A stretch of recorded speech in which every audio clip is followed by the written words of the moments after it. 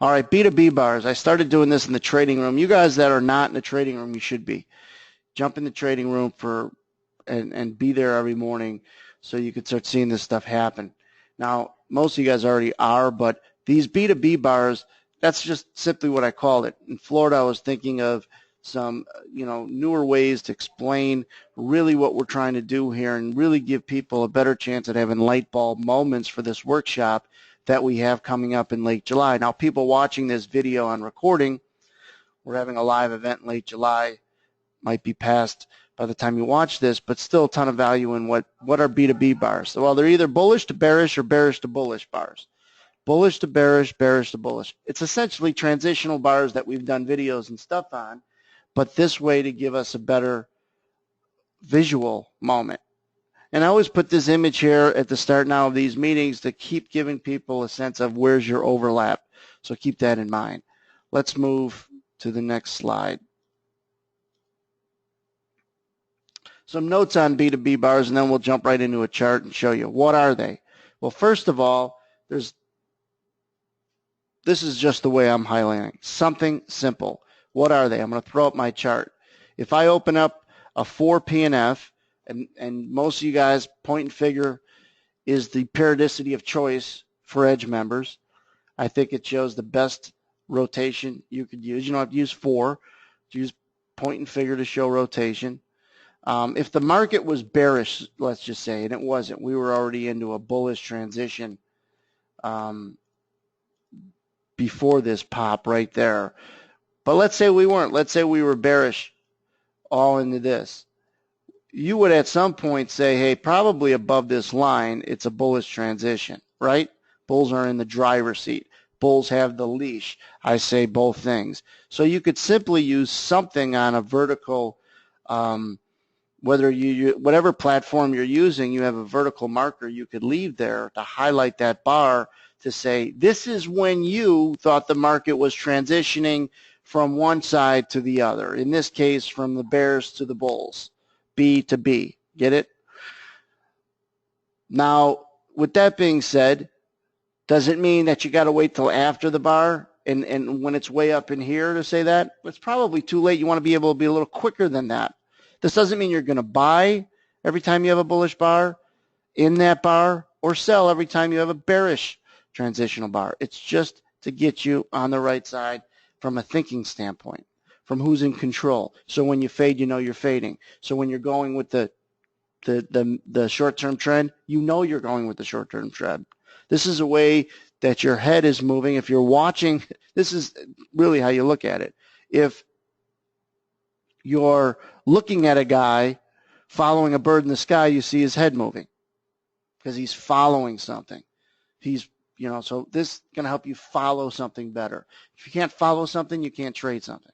So this would be a bullish transitional bar. Now, earlier, and I know this before we left the trading room, halfway through this bar, if you remember, I was hesitant at first, but then I threw it on there as a bullish. This was the B2B bar that made the bears who were in control all through here gave the leash to the bulls. And it was around here in the bar. You have to wait to the end. So the whole point was the bulls were in control and they stayed in control. So this bar never really has to be put there because the bulls, it's not transitioning. Bulls are staying in the driver's seat. Nothing happened in here to give the bulls, to give the bears any credit. So after this transitional B2B bar, we'll call it, was put in, nothing happened inside that yellow rectangle to give the bears any hope. The wheel ended up being followed through right in there after we closed the room soon after 10:30 Central. All right? So when do you place the bar? I'll get into that in a second. We're not going to be too mathematical or mechanical about it.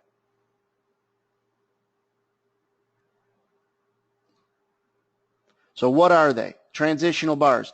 If you noticed throughout this whole Edge program, there are times that the concepts never change, if you notice that. The concepts shouldn't change if they're the right concepts, and they are. The principles will never change, but there's always better ways sometimes to look at the same thing. So this B2B idea is a way we've done transitional moments, I think was the title of a previous video. That's what collaboration does for people. Better ways to look at the same thing. That's what makes it so powerful. When would you change them is our next question. When would you change them? You should have that question in your head after you put one in. All right? So let's say I just put this one in, and before I know any of this stuff, I got to say to myself, I start thinking, if they take out this area, then the Bears are going to have the leash back. If they come down here, the Bears be a long up-down bar, will probably have the leash back. So if you see them pepper through there like fast, that's one way to change them. You wouldn't change them, you just add another one. So I should have phrased that better. You're not going to change them, you're just going to add another, right? You're going to transition from this bullish bar to, you would put one in here because it went from bullish to bearish from one bar to the next. And if you get too many of those sequences of a highlighted bar next to each other, it's going to be a choppy trade, and you might get chopped up a little bit. And that's fine, because that's going to happen. So when do you change them? You don't change them, but when, the question should be, when do you add or transition into the next one? You should ask yourself that question after you put one in. So this is a bullish transitional bar. Right here, this is a thin spot, doesn't highlight red or green, but it is a thin spot. More volume above it and below it. If it sneaks through there quickly, certainly goes down in here, I'd have another bar put in and say now it's transitioned back to the bears. Okay? You don't have to add one right in here because it's already bullish. Like I started this presentation, if indeed we were bearish in here, then you would put one in here and say, hey, bull's got the leash. Are we good so far? Now this is not easy stuff to novices, but it is easier stuff to many of you, knowing what you know. And it is good stuff because it creates a better visual. Like Peter had said in the room, he wasn't here for when I started doing this. He said, what is that? And some guys in the team room told him, and he liked it. Why? Because again, anytime you got a better visual of something, you have a better chance of understanding something. So let's go back to the questions. Oh, I didn't put a question mark at the end of this. If you watch them on ancillary markets, does it lead? Does what lead? Does the ancillary market lead? Going from a transitional market sooner than your primary market. Your primary market is the product you're trading at that particular moment. If you're an ES trader, that's your primary market. If you start throwing transitional moments up in the NASDAQ, does it lead? Now, the NASDAQ is slippery, so it's going to have more of them, and you could start really kind of getting yourself confused. So you got to be careful with taking thinner markets. Just make sure you got the right periodicity. I would first do it with the ES and then move over. You're going to have more instances because the NASDAQ is a whipsaw market. It goes from bullish to bearish a lot. The key is not to be long every time you're bullish and short every time you're bearish, or you could overtrade. So let's just take, for example, this bar. At some point early on this bar, probably right in here, I would say this is a bullish transitional bar. And it's hard to put this one as a bearish transitional bar. Why? Because it still has some decent support, and it's holding half of this bar. If it gets below the VWAP, I might have put one on there. So it's still bullish, right? It's still bullish in here, still bullish, still bullish. I mean, even now it's like nothing. I wouldn't say it's a transitional bar yet. Anything in here, to me, wasn't a transitional bar in this NASDAQ market. It's just nothing. And it's midday, it makes sense. If we take this back a little bit, this would be a bullish transitional bar, so you wouldn't even have to put one here because you were already bullish, right? You're already The market was out here. This is the other thing I wanted to say that, and I started using the wrong terms. The market is bullish. Stop using I am. You are. The market is bullish. So then it doesn't seem like you're wrong. The market is bullish. This is a bullish transitional bar for the market, not for you. Makes it a little less personal. This would be a bearish transitional bar. I don't care how long it stays bearish. Sometimes it'll stay bearish for a long time. Sometimes it'll jump like this. As soon as it broke through this rotation, I'd start thinking that the bulls had control. And then as soon as it got through this thin spot here, definitely put this highlight on there.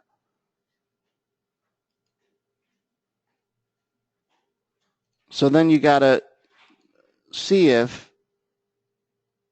well, let's do this again. This is a bullish bar at 10:40 in the morning. So about almost an hour ago, about 45 minutes ago, the NASDAQ seemed to go up first. I don't know if it went up first. But it obviously went into a bullish transition. So then we open up our ES and we say, I bet you that was the same time this bar went up. And what do you know?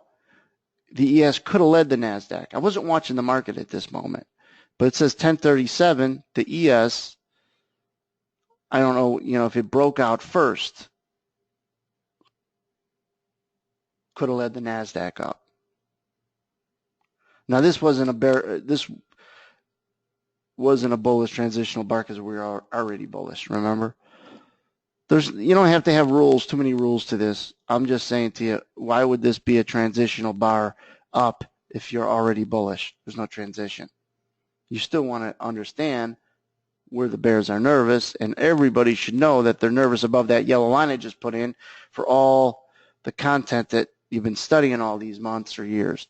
So you should almost not be surprised that it jumped from this out of this congestion.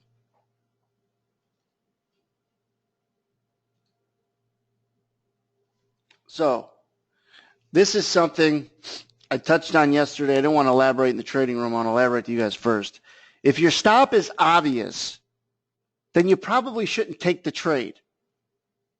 This gets you to start thinking about exits before entries. Over the years, I always get asked, where would your stop be? Where would it stop be? Where would it stop be? It's a good question. If the answer is in a spot that seems to be obvious to you and most of the rest of the world, then it's probably a shitty trade. I don't like to swear a lot. I have to right now. It's probably a bad trade. And the reason why it's probably a bad trade is because I did a video on this. I did a class on this that stops, when there's enough of them, are like magnets. Not maggots, magnets. And I'll show you. Let's go to a black pen color. I'm pretty sure videos were done on why, if there's enough stops in a market, why they would be like a magnet. Let's say price is up here. Follow this black X here, right? And for whatever reason, that for sure you got a collection of all kinds of sell stops. Sell stops are below the market. We should know that, right? Buy stops above, sell stops below. And you say below what? Below where the current price is. Current price is right there, okay? If there's a collection of sell stops, which are all those illustrations of small X's down here, there's a lot of people that have to sell it. They're letting, at this particular moment in time, some mechanical order to sell it for them. But they are sellers. They're either going to sell this thing with their stop, where there's a lot of stops, or they're going to sell it with a resting offer at some point above the market for a profit. Obviously, they all want to sell it above the market as high as possible because you make more money. If you're long, you're a seller.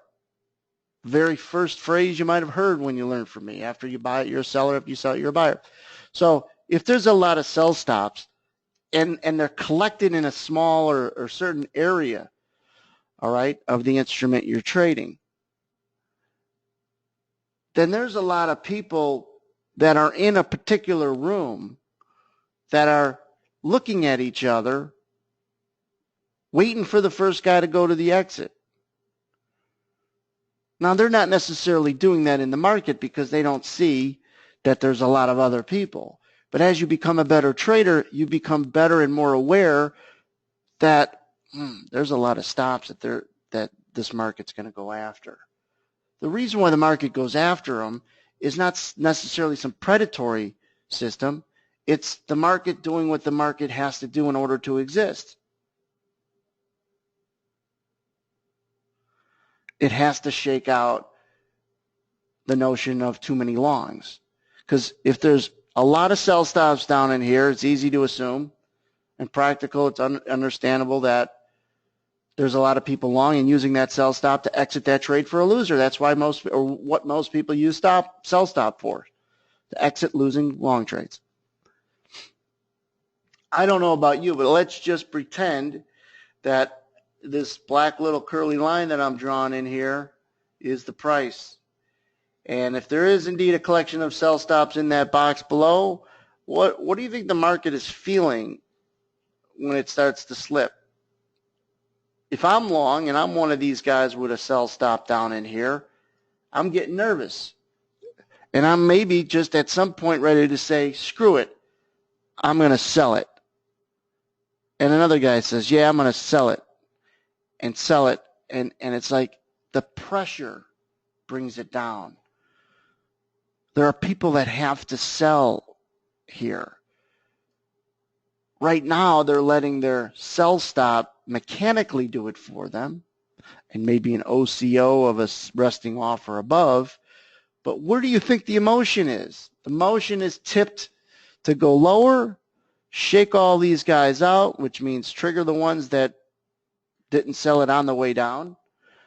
Once they clear that all out, a lot of times, wham, they're able to release to the upside. Why? Because all these X's were pulled.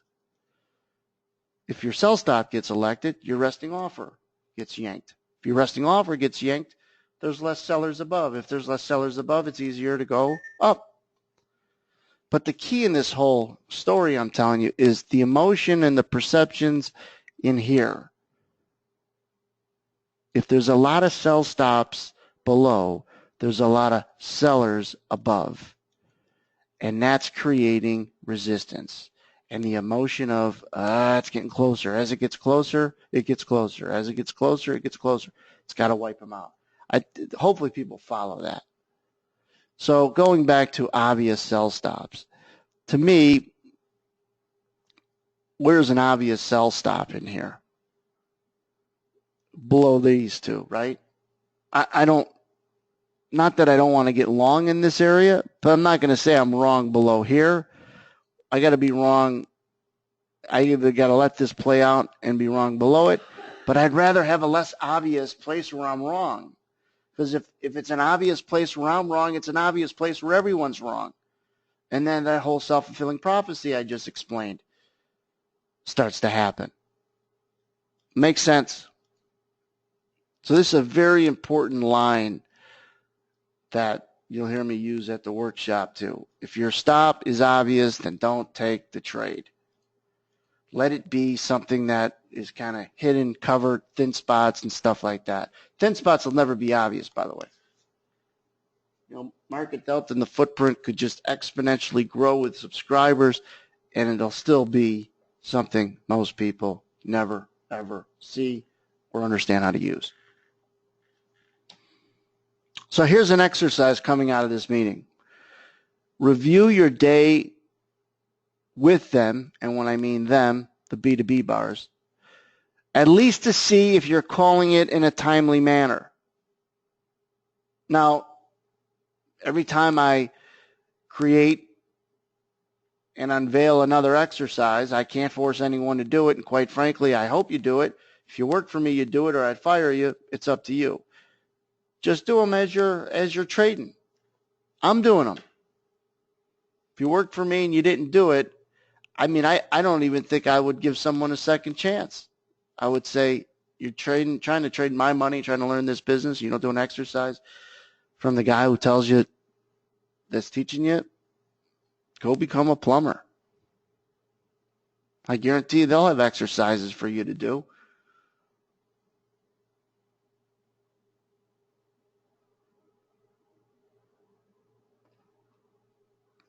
So now let me go over my exercise. The exercise isn't just putting these lines in. The exercise is then going back to review how it looked.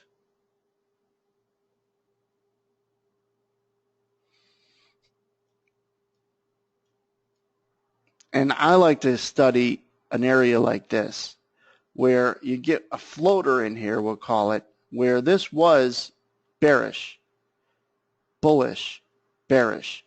This starts to get, to me, and I'm going to work with you guys from it, if you stayed out of these transitions aren't wrong, by the way. This is why it takes the high points, or it takes the edge off, for lack of a better word, no pun intended. It takes the edge off of being wrong. The market was slightly transitional to the down, right? There's nothing wrong with these bars. They're not wrong when you start reading a market correctly. They're not wrong. This should be a bullish transitional bar there. And then this should be a this should be a bearish, and this guy should be a bullish. And this guy in here should be a bearish. When you get a little shake and bake of bear, bull, bear, it's probably a higher probability trade. Why? I'm going to tell you why. And now I don't have any math to back it up.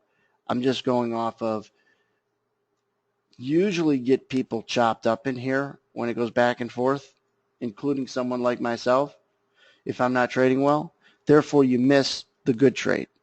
You get chopped up in this trade, and you miss the real move in the real trade. So when you get this left, right,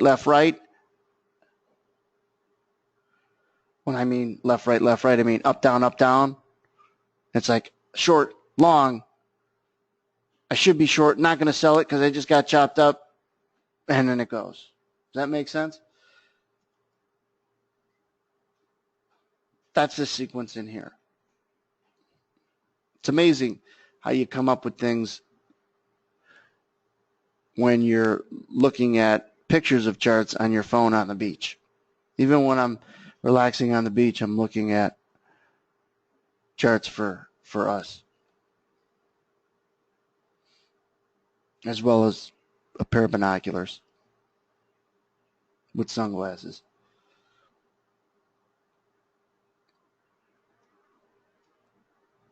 So let's go through this again. Not through that one again. Let's go over here because we had another right, left, right in here. This was slightly bearish. This was bullish. This was bearish coming down, and there was opportunity in this one to sell it. It wasn't great follow through and eventually jump back up, but that was a nice sequence in here.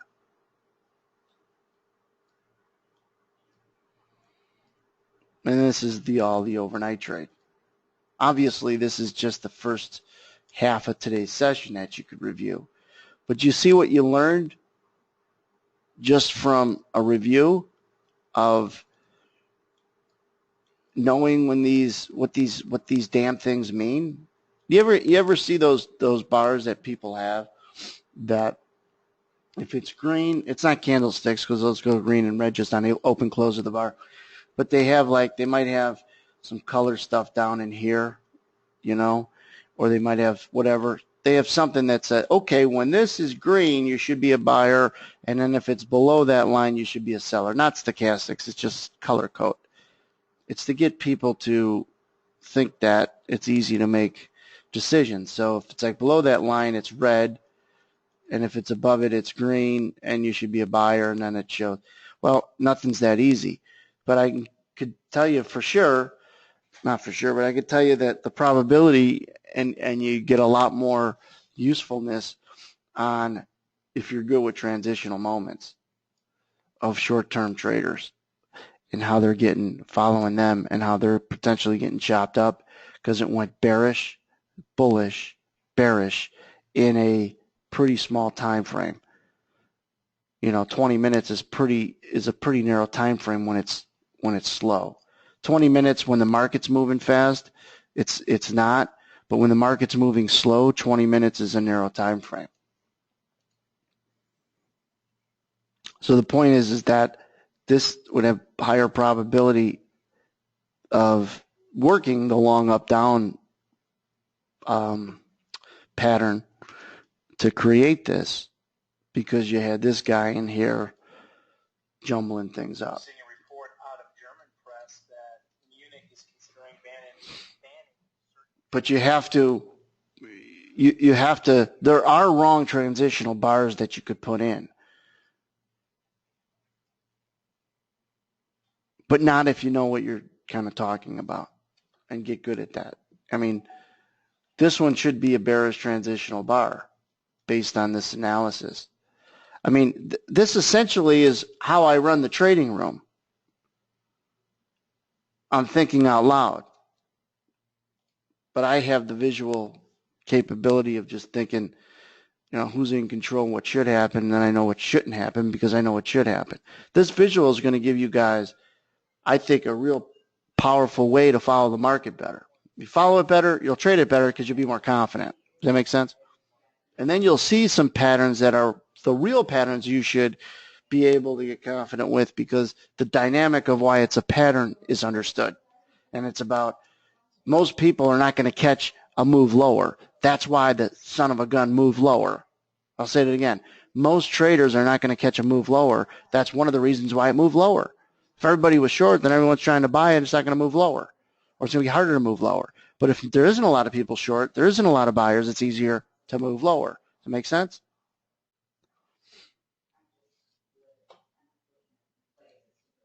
So you've got, this is, again, it's not another transitional moment up because we never had really a bearish moment down. So it just stays bullish.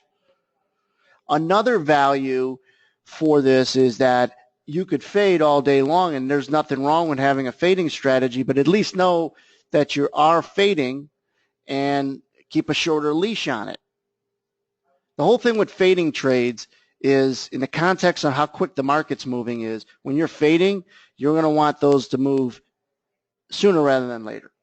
You want to have less patience, in other words, with trades that you're fading with, meaning you're selling a rally to get short or you're buying a break to get long. There's nothing wrong with that, but you're going to want them to work sooner rather than later because you're against the grain. You don't want the herd to stay strong and run you over. Hope you guys like this session. I'm going to stop the recording.